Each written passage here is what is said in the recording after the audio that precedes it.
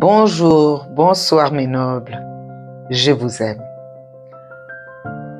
J'ai quelques conseils à mes nobles qui vivent en Afrique centrale. Ces derniers temps, il fait très chaud, plus de 40 degrés. Buvez au moins 2 litres d'eau par jour. Portez les lunettes anti-soleil. Restez sous l'ombre. Je vous aime. Je veux que vous puissiez être en bonne santé. Aujourd'hui, j'ai une anecdote. Je parlerai de la vengeance. Un jeune garçon entre à l'université. Arrivé à l'université, il devient papa.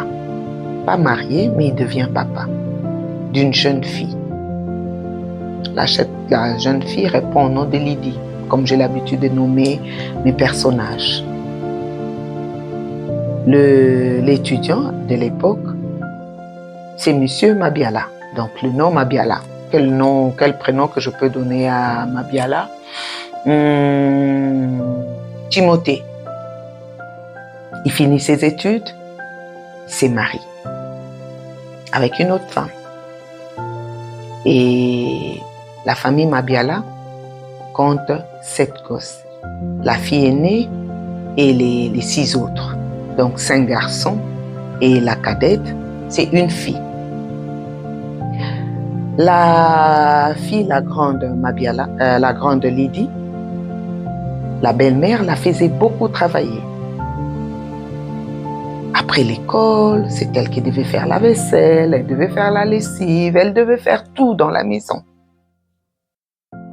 Elle a vraiment malmené cette petite Lydie. Mais à ses 20 ans, Lydie rencontre un garçon. Il s'est marié. Un garçon riche, un haut fonctionnaire. Donc Lydie avait une vie, vraiment une très belle vie. Une vie de rêve. Mais Lydie vivait en Afrique, loin de ses parents. Ses parents aussi étaient en Afrique, mais ils n'étaient pas dans un même pays.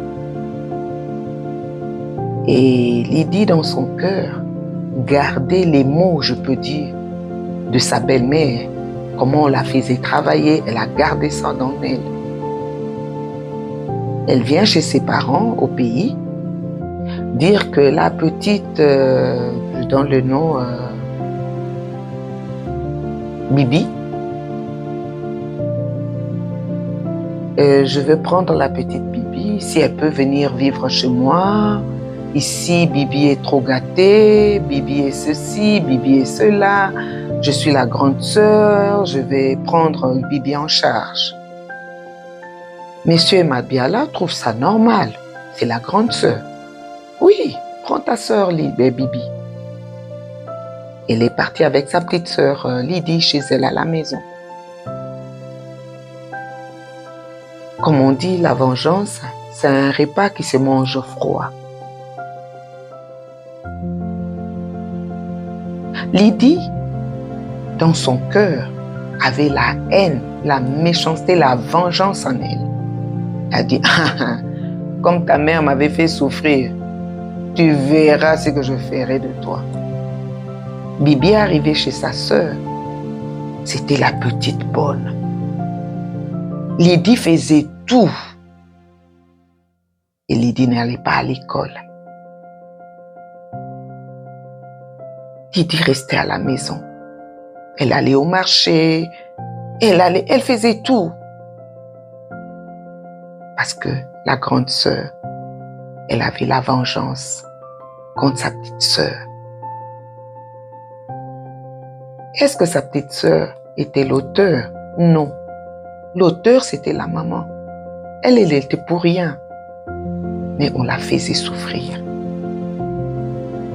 Après des années. Bibi demande à son beau-frère s'il peut même aller à l'église. Pour Bibi, c'était la distraction. Aller là-bas, à l'église pour se distraire. Mais elle n'allait pas pour prier. Le beau-frère a dit, oui, moi je ne trouve pas d'inconvénient. Tu peux commencer à aller à l'église. Aller à l'église. Mais les autres lisaient la Bible. Mais elle ne savait pas lire. Elle ne savait pas lire. Elle rentre à la maison. Elle demande à sa grande sœur, mais mes neveux et nièces vont à l'école. Est-ce que moi, je ne peux pas apprendre à lire au moins? La grande sœur qui regarde sa petite sœur Bibi qui dit, toi là, aller à l'école, tu rêves ou quoi?